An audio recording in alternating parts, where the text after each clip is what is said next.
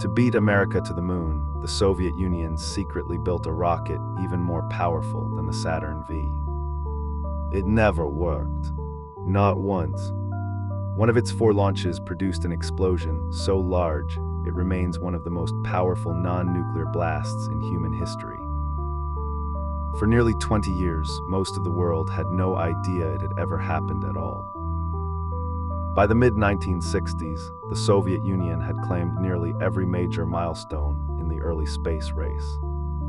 First satellite, first human in orbit, first spacewalk. The one prize that mattered more than any other, a crewed landing on the moon, was still entirely up for grabs. Welcome to Solar Hour, where we uncover the strangest, most dangerous, and most astonishing stories our solar system has to offer.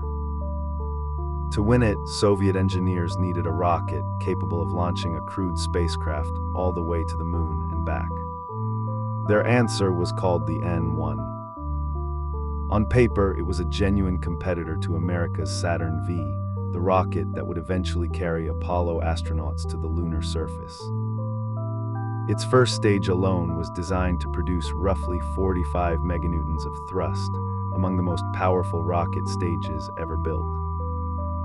That thrust came from an enormous cluster of 30 individual engines, all firing simultaneously, all needing to work in near-perfect coordination. This was, from the very beginning, the N-1's greatest strength and its most dangerous vulnerability. Coordinating 30 engines required an automated control system capable of detecting a single engine's failure and safely shutting it down mid-flight without destabilizing the entire rocket. In the 1960s, that kind of real-time automated engine management was still an extraordinarily difficult engineering problem. Compounding the risk, Soviet engineers made a decision that would prove costly. Due to budget and time pressure, they never conducted a full static test firing of the complete first stage before launch. American engineers, by contrast, spent months statically test firing the Saturn V's engines on the ground before ever attempting a launch. The N-1 would instead have its 30-engine cluster tested for the very first time during an actual, live launch attempt. The first launch attempt came in February 1969. It failed less than a minute into flight when a fire broke out in the engine compartment. The automated safety systems shut the vehicle down, and it crashed roughly 50 kilometers from the launch site. No one was killed, and the failure, while serious, was treated as a solvable problem. Engineers reviewed the data, made changes, and prepared for a second attempt. It would prove to be far more catastrophic than the first. On July 3, 1969, just weeks before Apollo 11 would land Americans on the moon, the second N-1 lifted off from the launch pad at Baikonur. It climbed only about 200 meters into the air. Debris inside a turbopump caused an explosion in one of the 30 engines. The force of that explosion severed fuel lines running to neighboring engines and ignited a fire.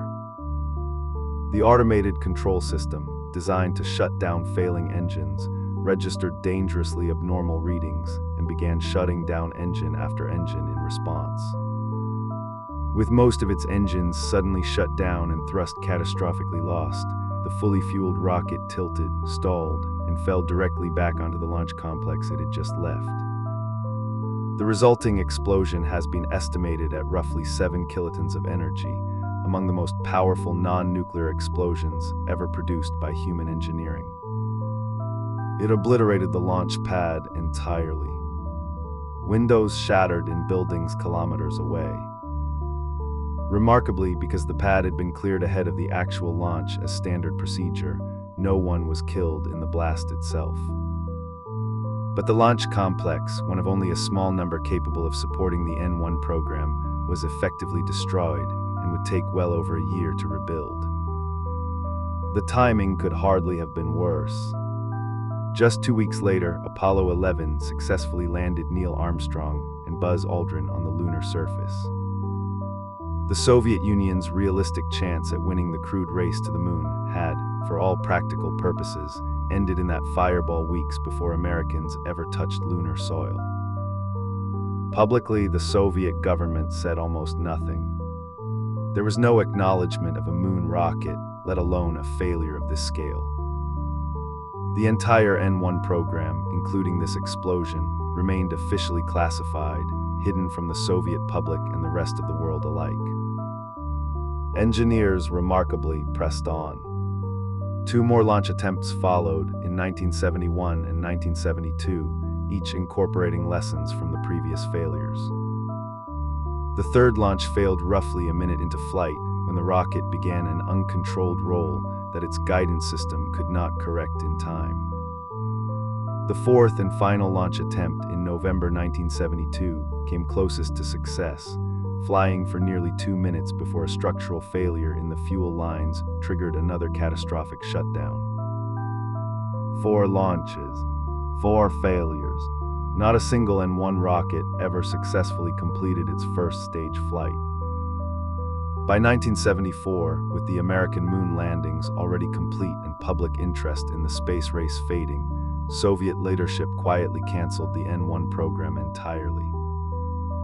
The remaining rockets already built or under construction were scrapped. Launch facilities were repurposed or dismantled. For years, some of the N-1's massive engines were reportedly kept in storage, their existence barely acknowledged. It wasn't until the late 1980s, as Soviet secrecy around its space program gradually loosened, that the true scope of the N-1's failures became publicly known. The July 1969 explosion in particular, one of the largest of its kind in human history, had been almost entirely unknown outside a small circle of Soviet engineers and officials for nearly 2 decades. When photographs and footage finally emerged, Western analysts were stunned by both the scale of the ambition and the scale of the disaster. In hindsight, some of the N-1's design choices, particularly its untested 30-engine cluster, have become case studies in aerospace engineering programs on the risks of skipping full-scale testing. Interestingly, some of the underlying engine technology developed for the N-1 did not entirely go to waste. Decades later, some of the surviving NK-33 engines, originally built for the N-1, were purchased and refurbished for use in other rocket programs, finally flying successfully long after the N-1 itself was gone. The N-1 remains, to this day, the most powerful rocket ever built that never once successfully completed a launch.